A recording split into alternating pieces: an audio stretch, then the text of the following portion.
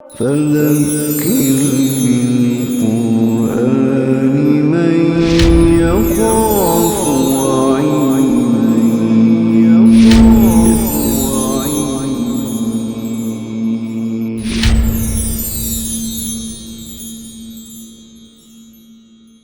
اعوذ باللہ من الشیطان الرجیم بسم اللہ الرحمن الرحیم طاسیم میم تلک آیات الکتاب المبین. یہ حروف مقطعات جو ہوتے ہیں ان کو علیحدہ علیحدہ ہی پڑھا جاتا ہے. باقی آپ اس کو غور سے دیکھیں تو اس میں کہیں کہیں شد جو ہے وہ آپ کو پڑی ہوئی ملتی ہے. وہاں یرملون کا قاعدہ لگ رہا ہوتا ہے. قرات کے اندر تجوید کے اندر جو یرملون کا قاعدہ ہے کہ نون ساکن کی آواز کے بعد جب بھی یرملون یا را میم لام واو نون ان میں سے کوئی حرف آئے گا تو نون کی آواز اگلے حرف کی آواز میں مرج ہو جاتی ہے، ادغام ہو جاتا ہے اس کا. تو سین اس کے آخر میں نون کی آواز ہے سین. اب وہ سین کی آواز کی نون کی آواز جو ہے سین کی نون کی وہ میم میں مرج ہوگی تو پھر میم پر شد پڑی جائے گی. تو طاسیم میم تلک آیات الکتاب المبین، یہ واضح کتاب کی آیات ہیں. نتلو علیک من نبأ موسیٰ و فرعون بالحق لقوم یؤمنون. ہم اے نبی آپ کو سناتے ہیں قصہ موسیٰ اور فرعون کا ٹھیک ٹھیک لقوم یؤمنون ماننے والوں کے لیے. ویسے تو حضرت موسیٰ علیہ السلام کا ذکر قرآن مجید کے 2-3 پاروں پر پھیلا ہوا ہے. مکی قرآن 2/3 حصے پر مشتمل ہے قرآن مجید کے، اور اگر قرآن مجید میں حضرت موسیٰ علیہ السلام اور بنی اسرائیل کے بارے میں تمام آیات کو اکٹھا کیا جائے تو ان کا والیوم 2.5-3 پاروں کے قریب بنے گا. لیکن 2 صورتیں ایسی ہیں کہ جن کو بجا طور پر حضرت موسیٰ علیہ السلام کی بایوگرافی قرار دیا جا سکتا ہے. ان میں سے ایک سورۃ طٰہٰ ہے اور ایک سورۃ قصص ہے. اور سورۃ طٰہٰ میں نے جیسے نوٹ کروایا تھا کہ وہاں ڈرامائی انداز ہے کہ درمیان میں سے کہانی شروع کر دی اور پھر حضرت موسیٰ علیہ السلام کی بات پوری کرنے کے بعد کہا گیا کہ ہم نے پہلے بھی تم پر احسان کیا تھا کہ جب ہم نے تیری والدہ کو وحی کی تھی کہ اس بچے کو صندوق میں بند کر کے دریا میں بہا دو. تو پھر وہاں سے ان کی پیدائش سے بھی کہانی کا بیان شروع ہو گیا.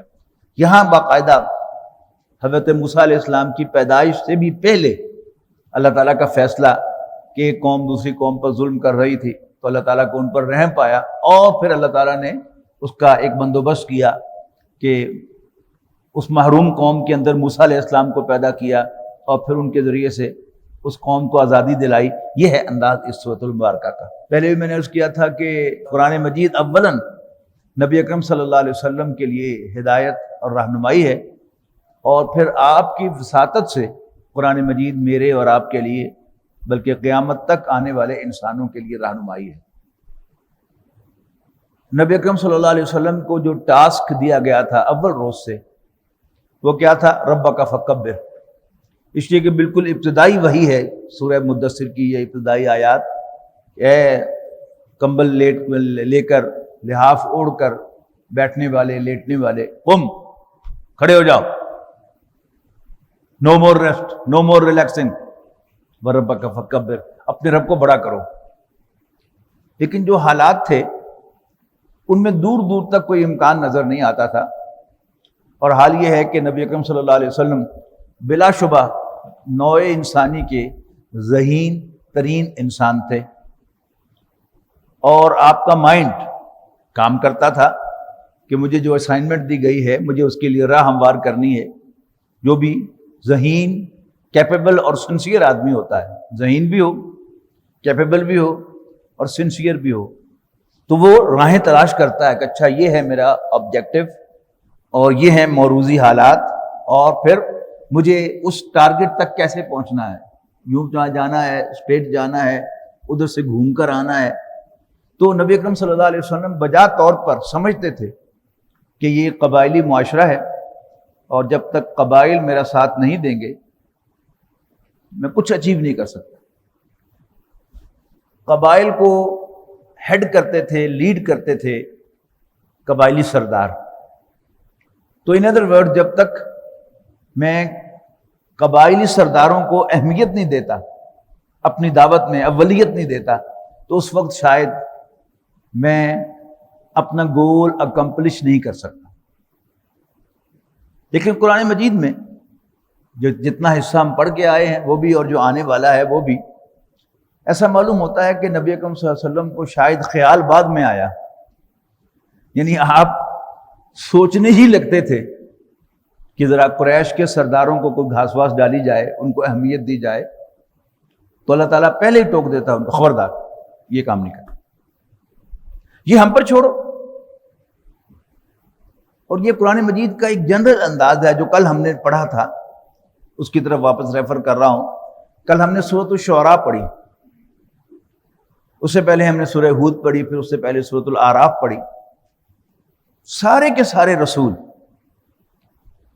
وہ بھی قبائلی معاشروں کے اندر آئے تھے، لیکن ہر پیغمبر نے اپنی اپنی قوم سے خطاب کیا، یا قومی، اے میری قوم۔ سوالات اٹھائے قوم کے سرداروں نے، کافروں کے لیڈروں نے، آبجیکشن ریز کیے انہوں نے، لیکن اللہ کے پیغمبروں نے ان کے ریز کیے ہوئے سوالوں کا جواب بھی ان کی طرف منہ کر کے نہیں دیا، بلکہ قوم کی طرف منہ کر کے دیا ہے، یا قوم۔ یہاں پر آج کے حالات سے ایک بات اور آج کے حالات کے حوالے سے نوٹ کر لیجئے گا کہ ایک سوچ پائی جاتی ہے کہ معاشرے میں دوز ہو میٹر ہیں وہی اس وقت وہ سردار تھے، اور آج دوز ہو میٹر یہ کون ہیں؟ یہ انٹیلیجنسیا ہیں، یہ پڑھے لکھے لوگ ہیں، یہ صاحب حیثیت لوگ ہیں۔ تو ایک سوچ پائی جاتی ہے کہ جب تک ہم دوز ہو میٹر، پڑھے لکھے لوگ، ان کو انگیج نہیں کریں گے، ان کو اپنی دعوت میں اولیت نہیں دیں گے، اور ان کو ہم ساتھ نہیں ملائیں گے، شاید ہم اپنی دعوت کا بھی حق نہیں ادا کر سکیں گے اور اپنا ٹارگٹ بھی اچیو نہیں کر سکیں گے۔ اچھا، جب آپ نے انٹلیکچوئلز کو، اصحاب دانش کو، پڑھے لکھے لوگوں کو ٹارگٹ کرنا ہوتا ہے تو پھر آپ کو ذرا انٹلیکچوئل گفتگو کرنی پڑتی ہے ان کے لیول کی، جبکہ اکثریت جو ہوتی ہے لوگوں کی وہ عام انسانوں پر مشتمل ہوتی ہے، جو بات کو سمجھنا تو چاہتے ہیں اور سمجھتے بھی ہیں، لیکن انہیں اپنے علم کا زوم نہیں ہوتا، وہ انٹلیکچوئل نہیں ہوتے، سمجھدار ہوتے ہیں، انٹلیکچوئل نہیں ہوتے، بات کو سمجھتے ہیں، حق کی تائید کرتے ہیں، بلکہ سنسیئرلی حق کے لیے جان بھی دیتے ہیں۔ اس کے مقابلے میں کوئی انٹلیکچوئل، کوئی سو کالڈ پڑھا لکھا، وہ حق کے لیے جان نہیں دیتا۔ اسی سے میں اس نتیجے پر پہنچا ہوں کہ انبیاء کرام کے واقعات میں مجھے کوئی لیکچر نظر نہیں آتا۔ ایون نبی اکرم صلی اللہ علیہ وسلم کی سیرت کو اگر آپ دیکھیں، پڑھیں، تو نبی اکرم صلی اللہ علیہ وسلم سے ایک بھی لیکچر ثابت نہیں ہے۔ آپ واعظ کہا کرتے تھے، سارے انبیاء کرام واعظ کہا کرتے تھے۔ یہ جو مختلف مونولوگز ہیں، لیکچر ہے، خطاب ہے، ٹاک ہے، واعظ ہے، ان سب میں کیا فرق ہے؟ لیکچر جو ہوتا ہے وہ ایک موضوع پر جامع گفتگو ہوتی ہے۔ ایک اچھا لیکچرر، ایک اچھا استاد ایک طرف سے بات شروع کرتا ہے اور پھر اس کو پھیلا کر پوری طرح جو ہے وہ گھماتا ہے، اور پھر اس کو سمیٹ کر پھر آ کر اس کو ختم کرتا ہے نبی اکرم اور پھر وہ کوئی ایک موضوع پر بات ہوتی ہے، نبی اکرم صلی اللہ علیہ وسلم سے کسی ایک موضوع پر بات آپ ثابت نہیں کر سکتے. آپ واز کہتے تھے. دوسرا ایک فرق جو ہے وہ مولانا اسلائی صاحب نے اپنی مشہور کتاب دعوت دین میں ایک عالم میں اور ایک داعی میں فرق لکھا ہے. ایک عالم جو ہے وہ جب بھی گفتگو کرے گا تو وہ کوشش کرے گا کہ میں کوئی نئی بات کروں تاکہ یہ لوگ یہ نہ سمجھے کہ اس کو ایک ہی بات آتی ہے وہی دہراتا رہتا ہے. جبکہ جو داعی ہوتا ہے وہ اس سے قطعاً اس کو کوئی سروکار نہیں ہوتی کہ لوگ مجھے کیا کہیں گے، مجھے صاحب علم مانیں گے کہ ایسے ہی پنجابی کا لفظ استعمال کر رہے ہیں کہ چبلیاں مارنے والا نہیں. وہ دعوت دیتے رہتے ہیں، ایک بات بار بار دہراتے رہتے ہیں. پھر آج کے اس ماحول میں ایک اور چیز نوٹ کریں آپ کہ آخرت کا تذکرہ زیادہ کرنے والا خطیب، کوئی بیان کرنے والا، اس کو انٹلیکچوئل حلقے پسند نہیں کرتے.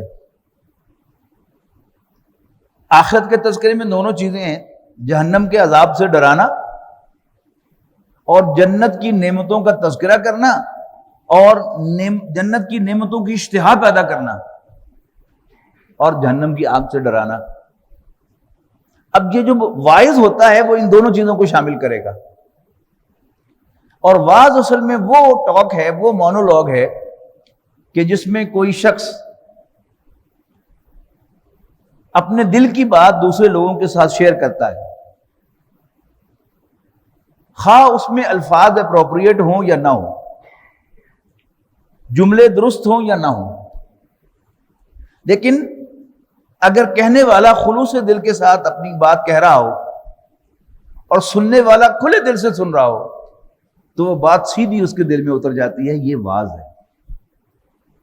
قرآن مجید ہمیں آپ کو ہمیشہ واعظ کہتا ہوا ملے گا. اس میں آپ کو کسی ایک موضوع پر کوئی لیکچر قرآن مجید سے مجھے ثابت کر دیں. اب نبی اکرم صلی اللہ علیہ وسلم کے لیے چونکہ قرآن مجید رہنمائی تھا، آپ کو یہ سارے رسولوں کو قصے اسی لیے سنائے گئے کہ دیکھو ہم نے اپنے سارے رسولوں کو کامیاب کیا. خاص اہتمام کے ساتھ ذکر ہے حضرت موسیٰ علیہ السلام کا اور حضرت یوسف علیہ السلام کا اور حضرت موسیٰ علیہ السلام کا. حضرت یوسف علیہ السلام کے بھائیوں نے پلاننگ کی کہ ہم انہیں کنویں میں پھینک کر یوسف کو اور والد ابا جان کی توجہ حاصل کر لیں. لیکن اللہ تعالیٰ وہ قصہ سنا کر حضور صلی اللہ علیہ وسلم کو یاد کرانا چاہتا ہے کہ دیکھو ہمارا بھی کمال، پھر ہم نے ان کے بھائیوں کو بھکاری بنا کر ان کے سامنے پیش کیا. اور دیکھو موسیٰ کو مارنے کی کوشش کی فرعون نے ان کی پیدائش سے پہلے، اور ہزاروں بچے قتل کر دیے بنی اسرائیل کے. لیکن ہمارا بھی کمال دیکھو کہ ہم نے موسیٰ کو نہ صرف قتل نہیں ہونے دیا بلکہ موسیٰ کی پرورش کرائی ہم نے فرعون کے محل میں، اور پھر ان کے سامنے فرعون اور آل فرعون کو غرق بھی کیا. اب یہ دونوں صورتیں جو ہیں، سورۃ طٰہٰ، اس کے شروع میں آیت آئی ہے ما انزلنا علیک القرآن لتشقی. اے نبی، ہم نے صلی اللہ علیہ وسلم آپ پر یہ قرآن اس لیے نازل نہیں کیا کہ آپ نامراد رہیں. اور اس سورت کے آخر میں، سورت قصص کے آخر میں آیت آئے گی ان الذی فرض علیک القرآن لرادک الی معاد. بے شک وہ ہستی کے جس نے آپ پر قرآن فرض کیا ہے اے نبی صلی اللہ علیہ وسلم، لرادک الی معاد، وہ لازماً آپ کو لوٹائے گا منزل مراد تک، لوٹنے کی جگہ تک، یعنی آپ کامیاب ہوگے. دیکھو موسیٰ کی کہانی دیکھو. تو فرمایا ان فرعون علا فی الارض وجعل اہلہا شیعا یستضعف طائفۃ منہم یذبح ابناءہم ویستحیی نساءہم انہ کان من المفسدین. یقیناً فرعون زمین میں سرکشی کر رہا تھا اور اس نے تقسیم کر دیا تھا اپنے باشندوں کو گروہوں میں، ذلیل کرتا تھا ایک گروہ کو، ان میں سے ان کے بیٹوں کو ذبح کرتا اور ان کی عورتوں کو زندہ چھوڑتا تھا. انہ کان من المفسدین، یقیناً وہ فساد برپا کرنے والوں میں سے تھا۔ وَنُرِيدُ أَن نَّمُنَّ عَلَى الَّذِينَ اسْتُضْعِفُوا، اور ہم چاہتے تھے، ہمارا ارادہ تھا کہ ہم احسان کریں ان پر جو دبائے گئے تھے، اوپریس کیے گئے تھے، فی الارض زمین پر، وَنَجْعَلَهُمْ أَئِمَّةً، اور یہ کہ ہم انہیں امام بنائیں، وَنَجْعَلَهُمُ الْوَارِثِينَ، اور ہم انہیں سلطنت کا وارث بنائیں، وَنُمَكِّنَ لَهُمْ فِي الْأَرْضِ، اور ہم انہیں زمین میں اقتدار بخشیں، وَنُرِيَ فِرْعَوْنَ وَحَامَانَ وَجُنُودَهُمَا، اور ہم دکھلائیں فرعون، حامان اور اس کے لشکروں کو، منہم، ان کے ہاتھوں، ما کانوا یحذرون، وہ جس سے وہ ڈرتے تھے۔ فرعون کو یا خواب آیا تھا یا کسی نجومی نے بتایا تھا، یعنی کسی میٹا فزیکل طریقے سے اس کو یہ پتہ چلا تھا کہ بنی اسرائیل میں کوئی بچہ پیدا ہونے والا ہے جو اس کے تخت کے لیے خطرہ ہوگا، تو اس نے کہا مسئلہ کوئی نہیں، ہم جو بھی بچہ پیدا ہوگا اس کو قتل کرا دیں گے، تو نہ رہے گا بانس نہ بجے گی بانسری۔ دیکھیں اللہ تعالیٰ نے وہ کر کے دکھا دیا جس کا انہیں ڈر تھا۔ وَأَوْحَيْنَا إِلَىٰ أُمِّ مُوسَىٰ أَنْ أَرْضِعِيهِ، دیکھیں نا اب شروع سے کہانی شروع ہو رہی ہے، اور ہم نے موسیٰ کی والدہ کو وحی کی۔ اب وحی پھر وہی ہے کہ یہ میٹا فزیکل چینل سے جو بھی آپ کے ساتھ کمیونیکیشن ہوگی وہ وہی ہے۔ آپ بظاہر ان کانوں کے ساتھ سنیں، لیکن کیونکہ وہ فزیکل آواز نہیں ہوگی، آپ کے ساتھ بیٹھنے والا شخص وہ کان میں آپ کی وہ آواز نہیں سن سکے۔ آپ کے دل میں براہ راست جو ہے وہ کوئی بات الہام ہو جائے، کوئی کشف ہو جائے، انٹیوشن ہو جائے، آپ کوئی خواب دیکھ لیں، تو یہ سب جتنے بھی میٹا فزیکل چینلز ہیں ان سب پر وحی کا اطلاق ہو سکتا ہے۔ وَأَوْحَيْنَا إِلَىٰ أُمِّ مُوسَىٰ، ہم نے موسیٰ کی والدہ کی طرف وحی کی، ان ارضعیہ، کہ تو موسیٰ کو دودھ پلائے گی، فَإِذَا خِفْتِ عَلَيْهِ، جب تمہیں اس کے بارے میں اندیشہ ہو، خوف لاحق ہو، فَأَلْقِيهِ فِي الْيَمِّ، تو پھر اس کو دریا میں بہا دینا، وَلَا تَخَافِي وَلَا تَحْزَنِي، اور نہ ڈرنا نہ غم کھانا، اِنَّا رَادُّوهُ إِلَيْكِ، ہم لازماً اس کو تمہاری طرف لوٹائیں گے، وَجَاعِلُوهُ مِنَ الْمُرْسَلِينَ، اور اسے ہم پیغمبروں میں سے بنائیں گے۔ فَالْتَقَطَهُ آلُ فِرْعَوْنَ، آخر کار اٹھا لیا موسیٰ کو فرعون کے گھر والوں نے، لِيَكُونَ لَهُمْ عَدُوًّا وَحَزَنًا، تاکہ بن جاتا ان کا دشمن اور ہو جاتا ان کے لیے باعث رنج و غم۔ إِنَّ فِرْعَوْنَ وَحَامَانَ وَجُنُودَهُمَا كَانُوا خَاطِئِينَ، یقیناً فرعون، حامان، یہ اس کا وزیر اعظم تھا، وَجُنُودَهُمَا، اور ان دونوں کے لشکر، كَانُوا خَاطِئِينَ، خطا کھا گئے۔ وَقَالَتِ امْرَأَتُ فِرْعَوْنَ قُرَّةُ عَيْنٍ لِّي وَلَكَ، اور فرعون کی بیوی کہنے لگی یہ میری اور تمہاری آنکھ کی ٹھنڈک ہے۔ ہم نے سورۃ طٰہٰ میں پڑھا تھا کہ القیت علیک محبۃ منی، کہ میں نے تیرے چہرے پر اپنی محبت کا ایک عکس ڈال دیا تھا۔ جو بھی دیکھتا تھا موسیٰ علیہ السلام کو ان کی محبت میں گرفتار ہو جاتا تھا۔ تو خاص طور پر اب فرعون کی بیوی جو ہے اس کو تو بہت پیارے لگے موسیٰ علیہ السلام، تو اس نے پکڑ لیا، اڈاپٹ کیا۔ فرعون سے کہا کہ تم اور میں ہم اس کو اڈاپٹ کر لیتے ہیں، کیا ہمیں جب کہ یہ ہمیں فائدہ دے۔ وقالت امرأۃ فرعون، اور فرعون کی بیوی کہنے لگی قرۃ عین لی ولک، یہ میری اور تمہاری آنکھ کی ٹھنڈک بنے گا، لا تقتلوہ، اس کو قتل نہ کرو۔ فرعون کو شک پڑا تھا کہ یہ بچہ کہیں اسرائیلی بچہ نہ ہو اور یہ وہی نہ ہو، تو اس نے ارادہ کیا کہ نہیں اس کو بھی قتل کر دینا چاہیے۔ تو انڈیا سے ایک عالم دین آئے تھے، مولانا عبد الکریم پاریک صاحب رحمہ اللہ، انتقال ہو گیا ان کا، انہوں نے اس کی بڑی خوبصورت ڈسکرپشن دی۔ اس نے کہا کہ فرعون نے کہا کہ اس کو قتل کر دیں ہم، تو بیگم فرعون کہنے لگی اتنا بڑا بادشاہ ہو کر بچے سے ڈرتا ہے، اور فرعون جھاگ کی طرح بیٹھ گیا۔ قالت امرأۃ فرعون، فرعون کی بیوی کہنے لگی قرۃ عین لی ولک، یہ میری اور تمہاری آنکھ کی ٹھنڈک ہے، لا تقتلوہ، اس کو قتل نہ کرو، عسى ان ينفعنا او نتخذه ولدا، کیا جب کہ یہ ہمیں فائدہ دے یا ہم اس کو بیٹا ہی بنا لیں، وهم لا يشعرون، لیکن انہیں پتہ نہیں تھا، ان کو سمجھ نہیں آئی کہ وہ کیا کر رہے ہیں۔ وَأَصْبَحَ فُؤَادُ أُمِّ مُوسَىٰ فَارِغًا، اس کو ہم مرد نہیں اپریشیٹ کر سکتے کہ اللہ تعالیٰ نے یہاں پر کیا بات کہی۔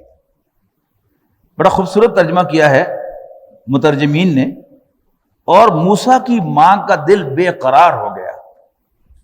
ماں کی بے قراری جو ہے اس کو مرد اپریشیٹ نہیں کر سکتا۔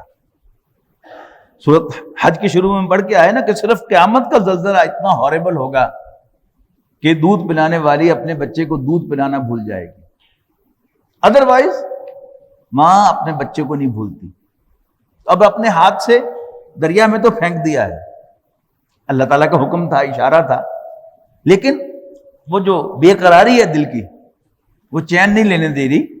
وَأَصْبَحَ فُؤَادُ أُمِّ مُوسَىٰ فَارِغًا، اور موسیٰ کی ماں کا دل بے قرار ہو گیا۔ إِن كَادَتْ لَتُبْدِي بِهِ لَوْلَا أَن رَّبَطْنَا عَلَىٰ قَلْبِهَا، اور قریب تھا کہ موسیٰ کی والدہ اس بات کا اظہار کر بیٹھتی کہ میرے یہاں بھی ایک بچہ پیدا ہوا تو میں نے تو اس کو دریا میں بہا دیا تھا، اور پھر بات ٹریس ہوتے ہوتے کنفرم ہو جاتا کہ یہ بچہ وہی ہے جو فرعون کے ہاں پہنچ گیا ہے۔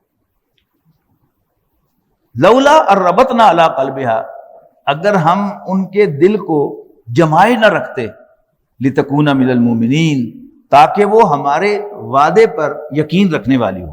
وقالت لاختہ قصیہ، اور موسیٰ علیہ السلام کی والدہ نے موسیٰ کی بہن سے یعنی اپنی بیٹی سے کہا، قصیہ، تم اس صندوق کے پیچھے پیچھے چلی جاؤ ذرا کچھ فاصلے پر۔ فبصرت بھی عن جنوب، لہذا وہ دیکھتی رہی اس صندوق کو لیکن ذرا فاصلے سے ہو کر۔ کیوں کہ اگر تو وہ صندوق کے ساتھ ساتھ چل رہی ہوتی تو سب کو پتا چلا کہ اسی نے پھینکا اور یہی اس کو تیرا کے دیکھ رہی ہے۔ تو والدہ کی انسٹرکشن کیا تھی کہ ذرا فاصلے پر رہتے ہوئے تم اس پر نظر رکھو۔ وَهُمْ لَا يَشْعُرُونَ، اور اس طرح انہیں خبر تک نہ ہوئی۔ وَحَرَّمْنَا عَلَيْهِ الْمَرَاضِعَ من قبل، حرام کر دیے ہم نے موسیٰ پر دودھ پلانے والیوں کے دودھ پہلے ہی۔ یعنی اللہ تعالیٰ کی پلاننگ یہ تھی کہ جو بھی دائی دودھ پلانے والی وہ لے کے آتے، حضرت موسیٰ علیہ السلام اس کی طرف دیکھتے ہی نہ، اس کا دودھ ہی نہ پیتے۔ اب ایک ایمرجنسی کی کیفیت ہو گئی بادشاہ کے دربار میں، اس کے محل میں، کہ ملکہ نے ایک بچہ اڈاپٹ کیا ہے اور بچہ دودھ نہیں پی رہا۔ اس کا مطلب کیا ہے کہ وہ بھوک سے مر جائے گا۔ اب کسی نے پوچھا ہی نہیں، یعنی جب بچہ اڈاپٹ ہوا اور ایک دم ایک جشن کی سی کیفیت ہو گئی اندر، تو موسیٰ علیہ السلام کی بہن بھی محل میں داخل ہو گئی۔ کتنے سیکیورٹی میجرز ہوں گے، لیکن کسی نے پوچھا ہی نہیں کہ تم کون ہو، کہاں سے آئی ہو۔ اب جب دودھ نہیں پی رہے موسیٰ علیہ السلام کسی کا، تو کہنے لگی، فقالت هل ادلکم علی اہل بیت، کہ میڈم کیا میں آپ کو ایک ایسا گھرانہ نہ بتاؤں، یکفلونہ ہو، جو اس بچے کی پرورش کر سکتا ہے، لکم، آپ کے بہاف پر، وہم لہو ناصحون، اور وہ گھرانہ اس کا بڑا خیر خواہ بھی ہوگا۔ پھر کسی نے بھی پوچھا کہ تم کون ہو، کہا اچھا فٹافٹ لے آ، بلا کے لیا، جلدی لیا۔ فرددناہ الی امہ، یوں ہم نے موسیٰ کو ان کی والدہ کی گود میں واپس پہنچا دیا۔ کئی تقر عینھا، تاکہ ان کی آنکھ ٹھنڈی ہو، ولا تحزن، اور وہ غم نہ کھائیں، ولتعلم، اور جان لیں، ان وعد اللہ حق، کہ اللہ کا وعدہ تو سچا ہے، ولکن اکثر الناس لا یعلمون، لیکن اکثر لوگ اس بات کو نہیں سمجھتے۔ ولما بلغ اشدہ واستوى، اور جب موسیٰ علیہ السلام اپنی بھرپور جوانی کو پہنچے اور ان کی نشو و نما مکمل ہو گئی، آتیناہ حکما وعلما، تو ہم نے انہیں حکمت اور علم سے نوازا۔ وکذالک نجزی المحسنین، نیکوں کو ہم ایسے ہی بدلہ دیا کرتے ہیں۔ ودخل المدینۃ علی حین غفلۃ من اہلہا، موسیٰ علیہ السلام شہر میں داخل ہوئے ایک ایسے وقت جب شہر والے غافل تھے۔ فوجد فیہا رجلین یقتتلان، تو انہوں نے دو اشخاص کو دیکھا کہ جو آپس میں لڑ رہے تھے، دھینگا مشتی۔ ھذا من شیعتہ، ان دونوں میں سے یہ تو ان کے اپنے خاندان بنی اسرائیل میں سے تھا، وَهَذَا مِنْ عَدُوِّهِ، اور یہ ان کے دشمنوں میں سے تھا۔ فَاسْتَغَاثَهُ الَّذِي مِنْ شِيَّتِهِ عَلَى الَّذِي مِنْ عَدُوِّهِ، تو وہ شخص کے جو ان کے خاندان بنی اسرائیل میں سے تھا، اس نے مدد مانگی موسیٰ سے علیہ السلام اس شخص کے خلاف کہ جو موسیٰ کے دشمنوں میں سے تھا۔ فَوَقَذَهُ مُوسَىٰ فَقَضَىٰ عَلَيْهِ، تو موسیٰ علیہ السلام نے اس کو ایک مکہ مارا اور اس کا کام تمام کر دیا۔ قال، پھر فوراً کہا، قال هذا من عمل الشیطان، اوہو یہ تو شیطانی کام کر بیٹھا میں، انہ عدو مضل مبین، یقیناً شیطان کھلا دشمن اور صریحاً گمراہ کرنے والا ہے۔ اب دل ہی دل میں دعا کی، قال ربی انی ظلمت نفسی، ربا میں نے اپنے آپ پر ظلم ڈھایا، فاغفر لی، بس مجھے بخش دے، فغفر لہ، تو اللہ تعالیٰ نے ان کو بخش دیا، انہ هو الغفور الرحیم، بے شک اللہ تعالیٰ بڑا بخشنے والا مہربان ہے۔ قال ربی بما انعمت علی فلن اکون ظہیرا للمجرمین، حضرت موسیٰ علیہ السلام نے مزید عرض کی کہ ربا جیسے تو نے مجھ پر انعام کیا ہے تو میں اب ہرگز مجرموں کا مددگار نہیں بنوں گا۔ فاصبح فی المدینۃ خائفا یترقب، پھر صبح سویرے آئے موسیٰ شہر میں ڈرتے ہوئے اور خطرے کو بھانپتے ہوئے، فَإِذَا الَّذِي اسْتَنصَرَهُ بِالْأَمْسِ يَسْتَصْرِخُ، تو کیا دیکھتے ہیں کہ وہی شخص جس نے کل ان سے مدد مانگی تھی آج پھر مدد مانگ رہا ہے، آواز دے رہا ہے کہ او پلیز پلیز میری ہیلپ کریں ہیلپ کریں۔ اب موسیٰ علیہ السلام کو بھی کل کا غصہ تھا کہ قتل کروا دیا تم نے، تو قال لہ موسیٰ انک لغوی مبین، حضرت موسیٰ اس کی طرح ایسے کر کے بڑے اور کہا تو بڑا گمراہ ہے واضح طور پر۔ فلما ان اراد ان یبطش بالذی هو عدو لہما، تو جب موسیٰ علیہ السلام اس کی طرف بڑھے کہ اس شخص کو پکڑے کہ جو ان دونوں کا دشمن ہے، قال، تو وہ اسرائیلی شخص کہنے لگا، یا موسیٰ اترید ان تقتلنی، موسیٰ کیا تم مجھے قتل کرنا چاہتے ہو؟ کما قتلت نفسا بالامس، جیسے آپ نے کل ایک آدمی قتل کیا تھا۔ اب بڑے بازار میں اس نے اعلان کر دیا کہ جیسے کل تم نے ایک آدمی قتل کیا تھا، ان ترید الا ان تکون جبارا فی الارض، تم تو صرف دنیا میں ایک زمین پر ایک ٹائرنٹ بننا چاہتے ہو، وما ترید ان تکون من المصلحین، اور تم اصلاح کرنے والوں میں شامل نہیں ہونا چاہتے۔